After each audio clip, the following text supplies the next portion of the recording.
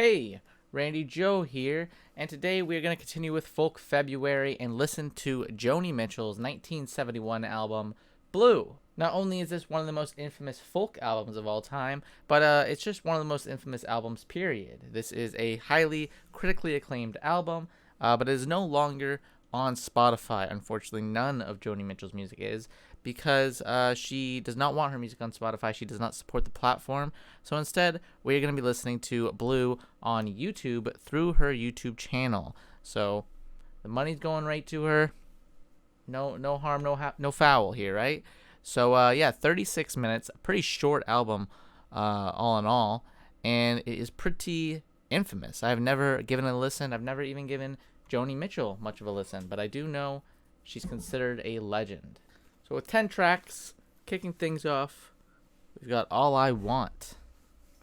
Let's start. Let's do this. All I Want.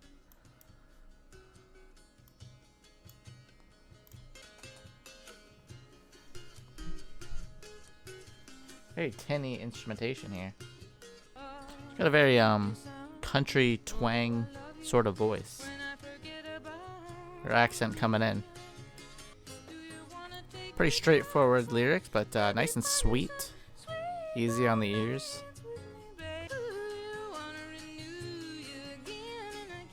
Very sweet lyricism. Nice little love song.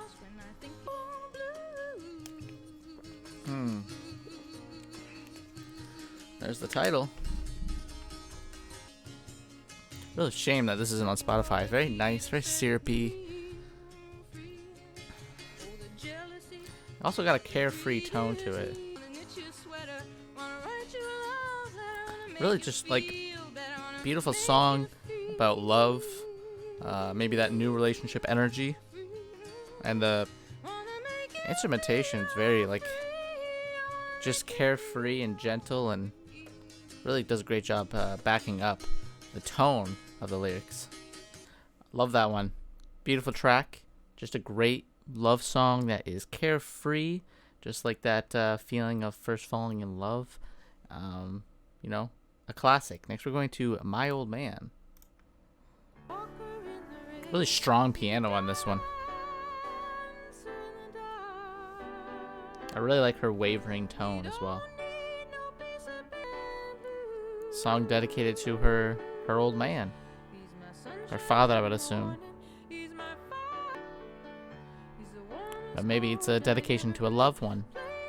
A love interest. Well, it seems like it's more about a lover, given the marriage lines.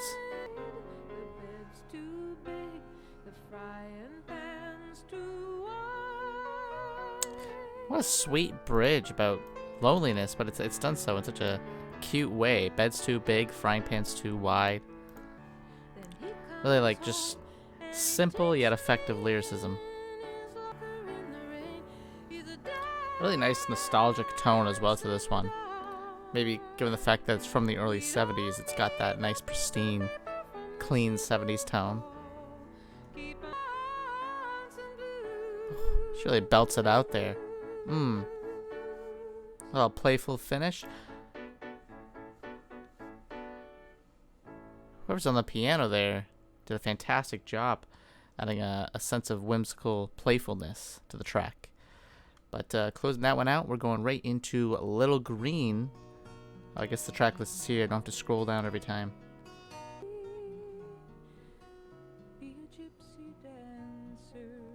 This is a autobiographical song here, I think. Perhaps. Oh, it's about her infant daughter that she put up for adoption. Pretty harsh reality on this one, then.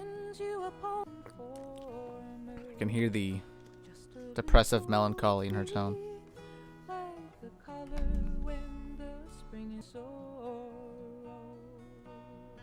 It's like a sweet love letter to her child that she seems like she had to give up. So it's actually about herself, almost like writing to herself. It's a sense of maybe forgiveness for what she had to do.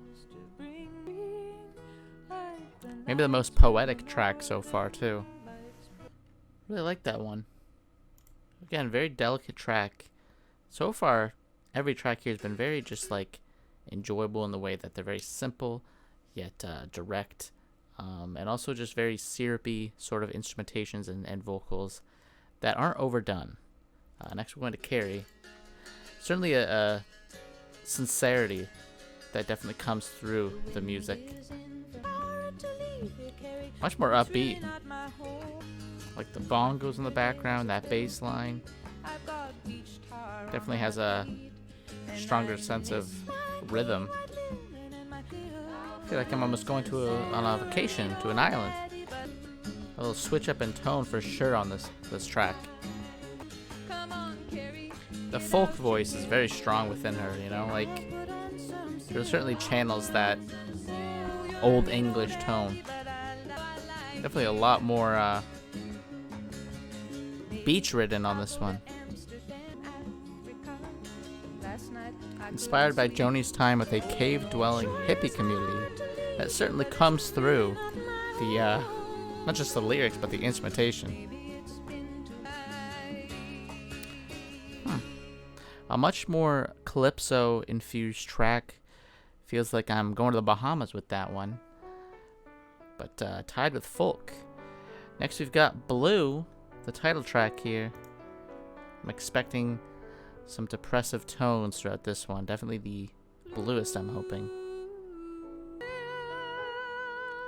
Definitely a song about sadness or depression. And all those vices being listed out here. Laughter, the best medicine. Probably the best out of all these vices. Oh, she's a strong voice, the way it wavers, but maintains its energy and strength. Wow, what a strong vocal outro that was, and a beautiful title track. Very depressive. I like the very dark, sad, melancholic undertones throughout this album so far. A good sad girl album, one would say. Plenty of sad boy albums, and this one would be a good sad girl one for sure. But next we're going into California. Other than Carrie, you know, maybe the first two tracks, it's been a rather depressing listen. But here's California. Oh, I like the more punchy instrumentation here.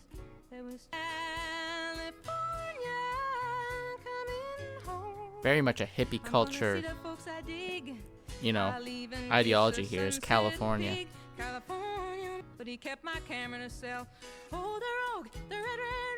Nice tongue-in-cheek humor too in this one. I really love the rhythm of this one. And just the overall album jumping between these more upbeat tracks to these more depressive, melancholic tones. Gives a nice wide array at the short runtime of the album.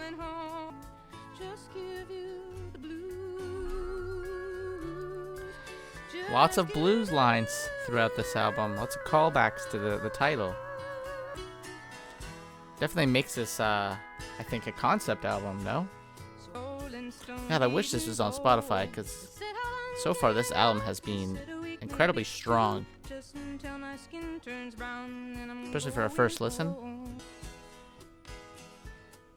I really like the more rustic tone of that acoustic guitar. It almost sounds like the strings are, you know, loosened to an extent or on the verge of breaking. This tune is about what? Vietnam? Vietnam.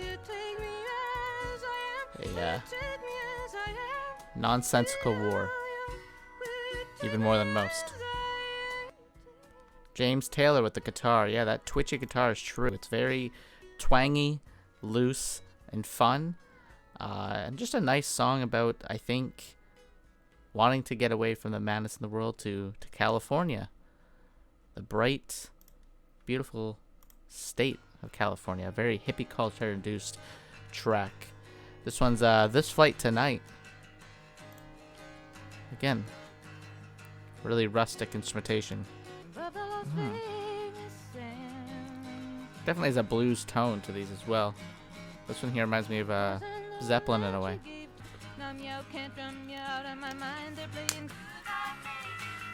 Oh, what the hell? What is this? It's like her own sampling, covering, interpretation of another track. What a twist. What a unique production choice that was.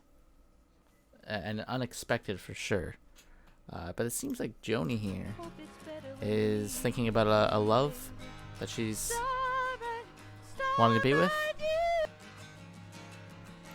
Seems like she's stuck on a plane amidst leaving her lover. I like that one. Has a slight cuteness to the overall theme, leaving your lover and regretting it on the plane. Done so in a very fun fashion, and that production choice where it shifted to almost like a cover or a sample of her covering another track. Very, very interesting choice there. Certainly caught me off guard. This one's River. A Christmas track, it would seem. In February? Oh, I think I've heard this one. Yep. I've most definitely heard this one. Just beautiful vocals. Certainly fitting for Christmas. She's from Saskatoon, Saskatchewan. A fellow Canadian. Temperatures fall to -40. I don't get quite that cold here. Maybe -30 at the worst. Really great love songs on this. Whether it's about heartbreak or falling in love. From front to back, they're both fantastic. Fantastically done. Just very sweet and nostalgic. The piano work too throughout this album has been so warm. A Christmas song that isn't too focused on Christmas, which I think definitely makes for some of the best Christmas music because it doesn't overblow the tackiness. A subtle reference here and there is enough to do it. Oh. Pretty sure the melody here is a Christmas song of some sort, if I'm not mistaken. Sounds like another traditional one that's being interpreted there. Love that one. Again, very sweet. Very, like, brisk listen as well. I like that nothing feels overblown. Next we're going to A Case of You. Very rustic instrumentation too on some of these tracks. Like here, you can hear the fingers kind of sliding up and down the chords. It's these imperfections, I think, that really add to that folk, rustic tone.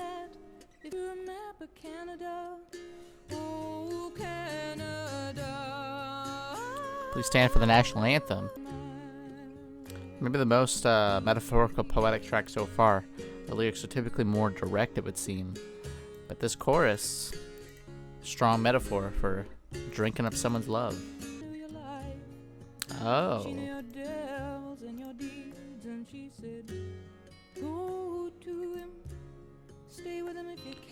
Perhaps an ex,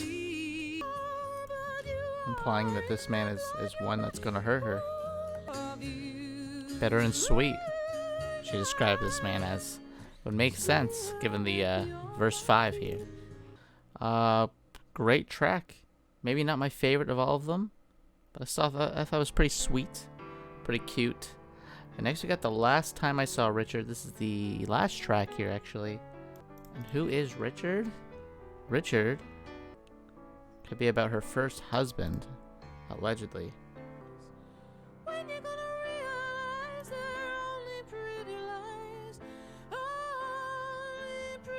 Jeez, her first husband was really digging into her the last time they saw each other.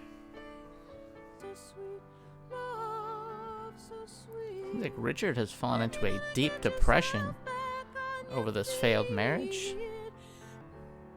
Really great piano on this one. probably the highlight of the track, aside from, of course, the lyrics. Telling a great tale.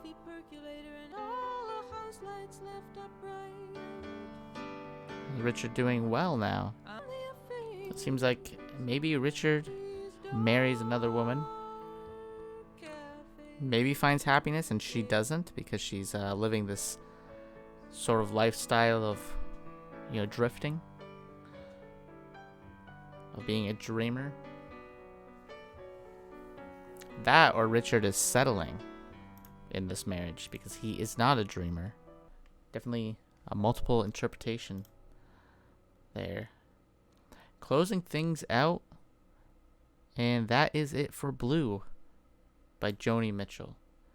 A sweet listen through and through.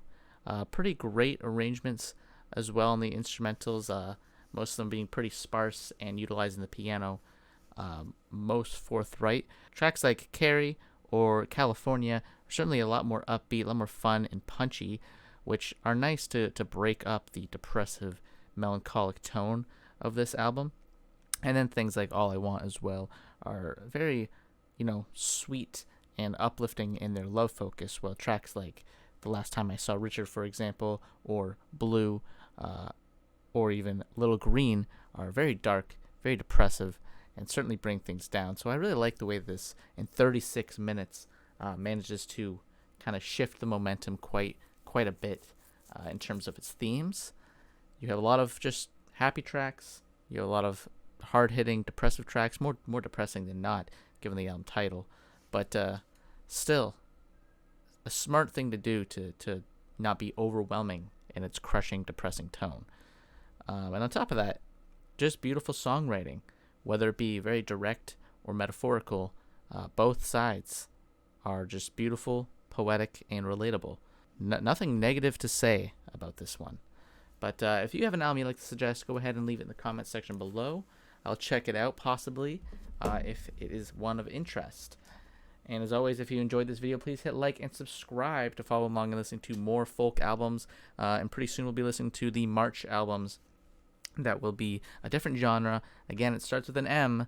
Not many genres that start with that, but a genre that I am not too familiar with myself. But as always, my name is Randy Joe, and I'm signing off.